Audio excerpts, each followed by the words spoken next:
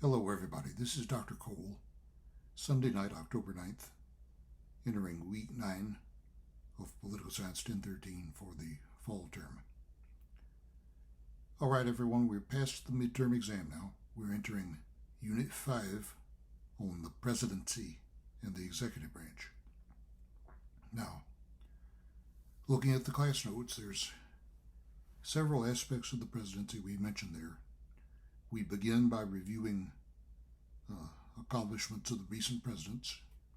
We look at constitutional provisions regarding the presidency, presidential power. We discuss different roles played by the president, some of which are laid out in the Constitution and some of which are simply expectations that have caught on very often in the last generation or two. Among the constitutional provisions we discuss are the provisions made for the presidential election. We discuss the presidential election process. We also talk about the apparatus around the president, the staff that works for the president in such bureaucratic units as the executive office of the presidency, and a very important component of that is the White House staff. And we discuss several positions on the staff, key advisory positions to the president. Now everyone, we've got a discussion beginning Monday, and then a quiz the following Monday, the 18th. We're running a discussion Monday through Friday, the 11th through the 15th, and then we'll have a quiz on the 18th. The discussion involves the story that's been in the press for the past few weeks regarding General Mark Milley, chairman of the Joint Chiefs of Staff, and actions that he took in the last few weeks and months of the Trump presidency. Questions have been raised as to whether General Milley acted in a constitutional way, whether he violated the chain of command. Actually, the Joint Chiefs of Staff are considered an advisory body, and the chairman of the Joint Chiefs is not in the chain of command, formally speaking. So you may have heard something about that. Take a look at what you have. We have a couple of pro and con articles for you to look at with regard to whether General Milley did the right thing. Now for our quiz on the 18th, well, perhaps we'll have a bit more to say to you about that next week. We look at the apparatus around the president, the advice that the president was getting regarding withdrawal from Afghanistan, which you recall was a huge controversy a few weeks ago, and controversy continues over that. We look at initiatives that have been taken to curb or limit the presidential war power and perhaps restore balance between Congress and the president with regard to war making. We also have an article that discusses presidential truthfulness or lack of same, whether presidents are the kind of people who lie often. So see what you think of that.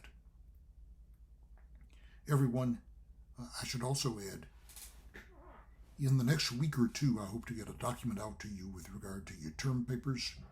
This will describe the term paper assignment and give you a list of topics.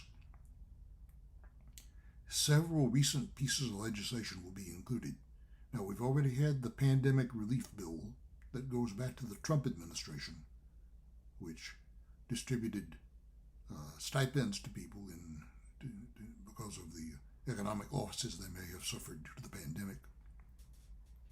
Right now, two major pieces of legislation are making their way through Congress, initiatives of the Biden administration, but there's considerable question as to whether either one of these will pass. One of them is an infrastructure bill for roads, bridges, airports, seaports, broadband availability, perhaps in the rural areas especially. I believe there's something about that in that infrastructure bill. The price tag for that bill is $1 trillion or perhaps a bit more for infrastructure. Then there's another related bill for which the price tag has been placed at $3.5 trillion, although the final bill may be scaled back considerably from that.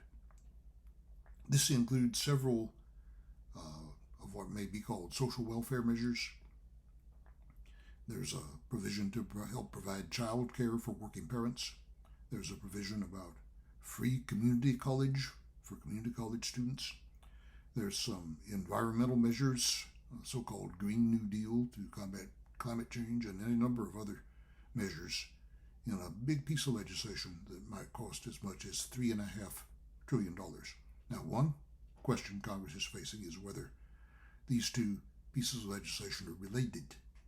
How closely tied together will they be?